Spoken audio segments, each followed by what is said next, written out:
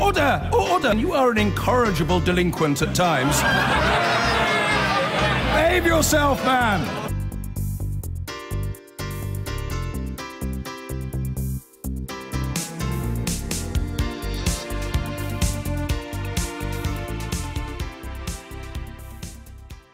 First of all, though, Bombardier and Boeing. Theresa May has warned Boeing that its relations with the UK could be damaged if the American aircraft manufacturer continues to lobby for measures that threaten thousands of jobs in Northern Ireland. A complaint by Boeing has led the American government to propose huge import taxes on C-Series planes produced by the Canadian company Bombardier, which has a big plant in Belfast. Joining us from there is our Ireland correspondent, Chris Page. Chris, how much nervousness is there in Belfast about these jobs?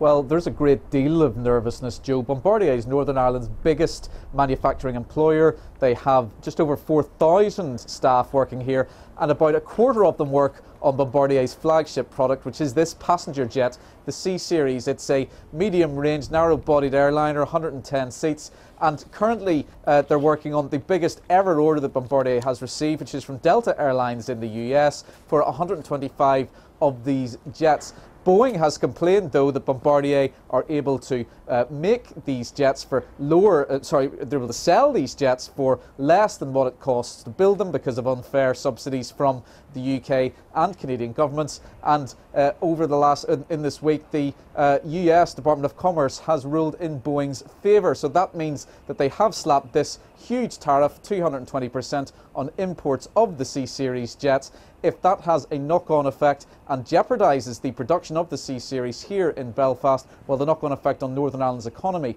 potentially very serious indeed. Now, there is obviously a political complexity to this too, because the DUP obviously putting pressure on Theresa May, and the Prime Minister relies on DUP votes in Parliament.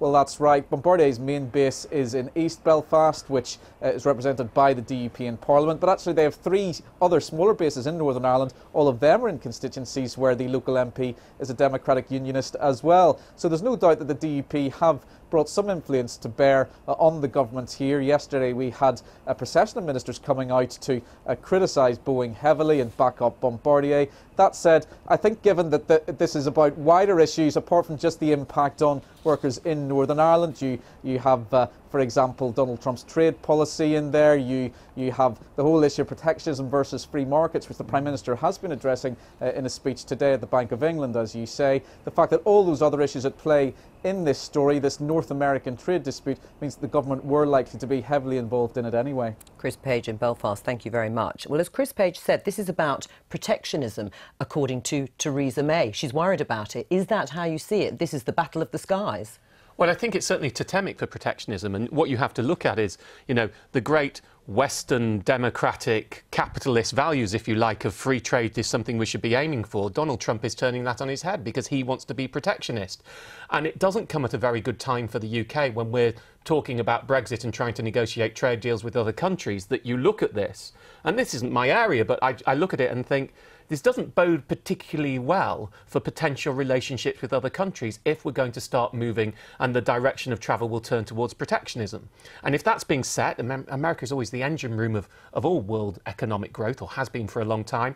And if America is starting to set that trend, even though it's coming from Donald Trump, there is a concern that that's going to start to be a louder voice in the way that we have our international economic relationships in future. Now, of course, you have to tread quite carefully. Theresa May has already been on the phone to Donald Trump, but she's also in some way threatened. Yeah, I'm sure. Love to be listening in on that conversation, but also putting pressure on Boeing itself. Do you think that actually is going to glean any results? Well, look, companies look at commercial pressures. It's interesting, though, and again, when I look at this, I think it is interesting that as a country, we're talking to an individual company who has used the American legal system to try and block a competitor which it has an advantage. And now, effectively, by arguing with that company, what we're doing is saying the American legal system is wrong and has it wrong on principle. And I think that is a really interesting precedent to set. I'm not necessarily disagreeing with it. I'll be honest, I don't know enough about it to disagree. But it seems very interesting. We put the pressure on the company, but it is the US system that's actually imposing tariffs. Boeing can't impose tariffs. The US is imposing the tariffs. So, of course, you'll work it round each way. But I doubt Boeing are going to withdraw the case simply because of of a phone call from Theresa May. Let's leave it there. I've been